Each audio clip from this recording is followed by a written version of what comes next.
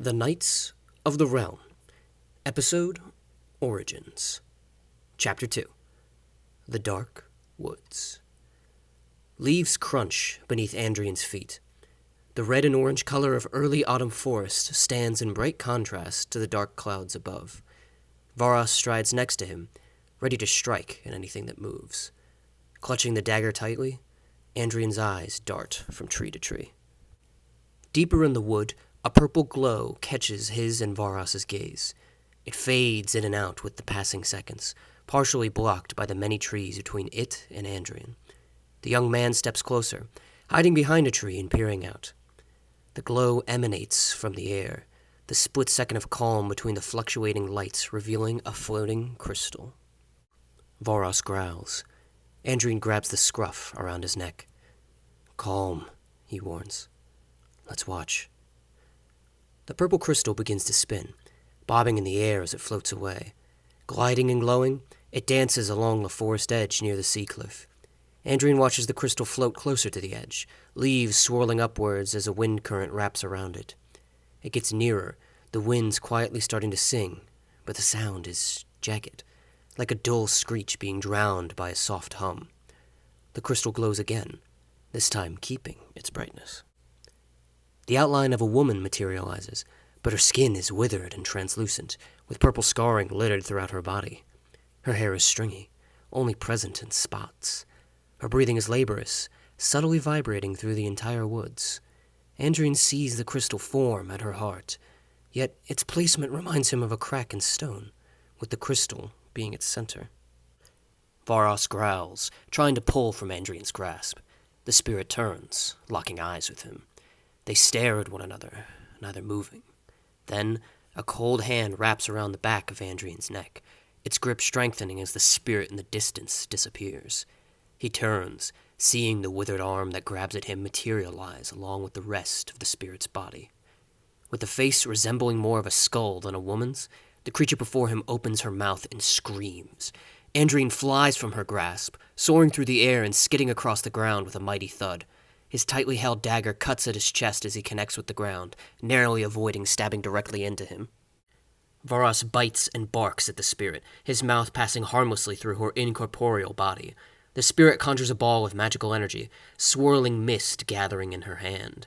The signature hum of gathered armor leaks from the ball of force, filling the forest with its vibration. The spirit takes its ball of purple arna and throws it, slamming the sphere into Varas's side. The wolf collapses to the ground, whimpering as his back arcs upwards. "Varas!" Andrian screams, scrambling to his feet and charging the twisted spirit. The spirit turns and screams again, her stunning cry making Andrian collapse with his hands over his ears. His bones shake, his blood stirring and crashing against his skin. The vibration makes his body want to tear itself into tiny pieces, but after only a few moments of pain, the scream shifts. The echoes of the spirit's attack are still enough to strain his ears, but the focus is somewhere else. Andrian groans and pushes himself to his feet. Varas's yelps grow louder while he twists and turns to crawl away. The movement only causes more howls, but when Andrian arrives, they stop. "Hold on, boy. Sorry for the pain." Andrian scoops Varas into his arms. Straining just to lift him, Andrian heaves as his arms shake from the weight. Stumbling forward, he begins to run out of the forest. Turning to see where the spirit is, he sees a slender figure cloaked in a black hood and cape, holding a shield against the sonic scream. The figure yells something at the spirit, but Andrian cannot hear the words. He looks ahead, seeing Mary and Annabelle running from the house towards him. "Run!" he yells, his voice cracking. "Back to the house! Get to Ma!" "What is that?" Annabelle yells back, but Mary grabs her hand and pulls her along. The Heft siblings run from the forest, hearing another sonic scream crack the wood of a tree. A few seconds of running make Andrian's arms begin to numb. He holds Varas tighter, pushing his legs harder until he can get to the front. The Heft house stands alone, a two-floored home with many strange adornments collected, added, or marked from years of stranger living.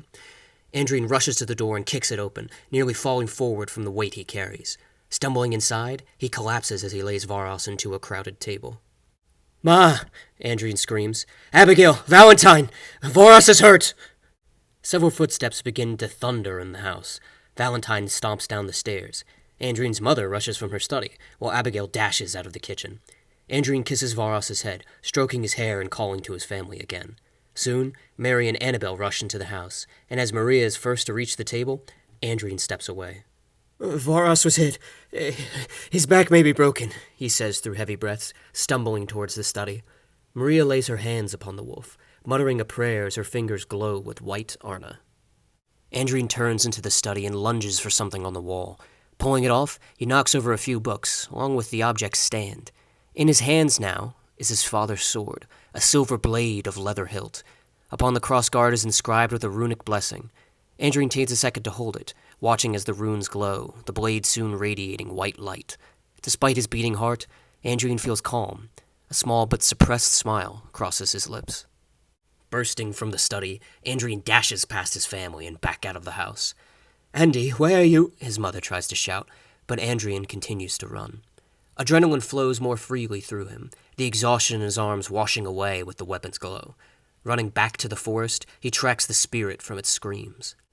He sees the cloaked figure from earlier fly backwards. They thud against a tree, slumping over as their hood falls off. Andrien sees their shield nearby in the grass, but so too does the spirit. The withering woman's throat glows with purple Arna, and she pushes her head forward as she screams. Andrien dives for the shield, but the blast hits him first.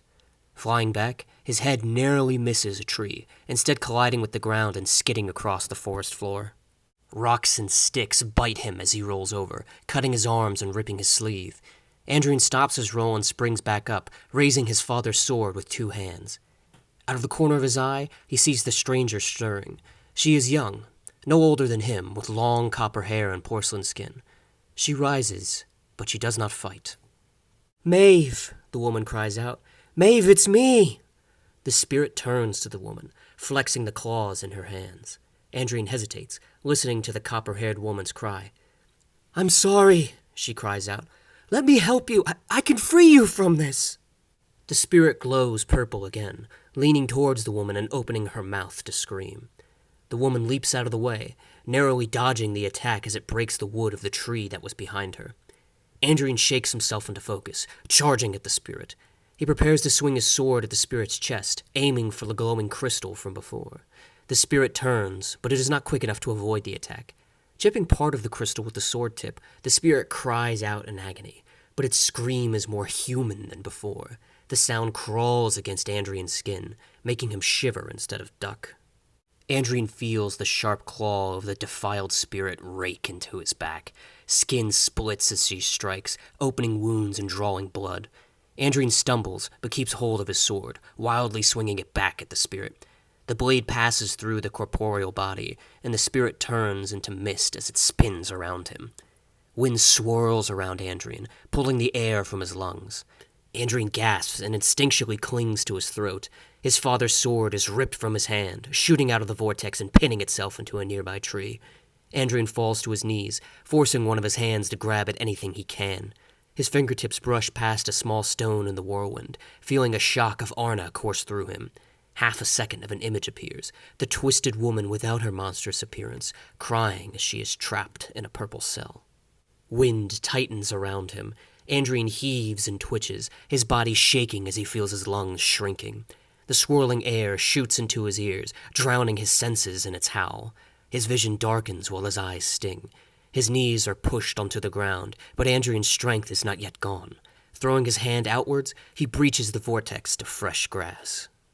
Pulling himself forward, his head breaks out of the whirlwind. He gasps for breath, but the spirit moves over him, trying to rip the air back out of his lungs. Andrien throws his other hand out, digging into the ground and pulling. The wind pushes against his chest and stomach, eager to break his ribs. An object whizzes past him, but he ignores it. Biting down, he lunges forward. Andrien feels his knuckles scrape on the dry bark of a tree. Tears well in his eyes, but he can see clearly enough to spot his father's sword. Wind pushes against it, bending the blade downwards. Andrien reaches up, his fingertips brushing past the hilt. An arrow smacks into the tree, glowing white. The banshee forms in the whirlwind, winding her claw back to slash at Andrien. Pushing off the ground, Andrien stretches upwards. His fingers brush the handle, but the momentum lets me get his entire hand around it. Preparing to pull out the sword and swing at his attacker, a delayed explosion of white energy envelops him. The pressure on his lungs eases, the howling swirl immediately quieting. Andrian dislodges his father's sword, holding it to him as he looks back around for the spirit. Another silver arrow whizzes by him, hitting a tree and sending out another explosion of white light. The spirit howls in a similar agony to before, its human scream making Andrian's spine shake. A rush of wind pushes past the treetops, breaking branches and crushing leaves. The spirit dives off the nearby cliff, grabbing the copper-haired woman who pleaded with her. The two plummet into the sea below, chased off by another silver arrow. Andrian takes a pained breath, not yet turning to his savior. He laughs to himself, but his quiet chuckle is mixed with the dryness in his lungs. He curls his fist, squeezing the sword in his hand as hard as he can. Forcing a smile, he turns to his rescuer. "Thanks, Ma," he greets. Maria lowers her bow, the ornate gold and bone complementing the pale oak frame. Her eyes linger on the sea cliff for a few more seconds, then turn to her son. "Inside," she commands. "Now."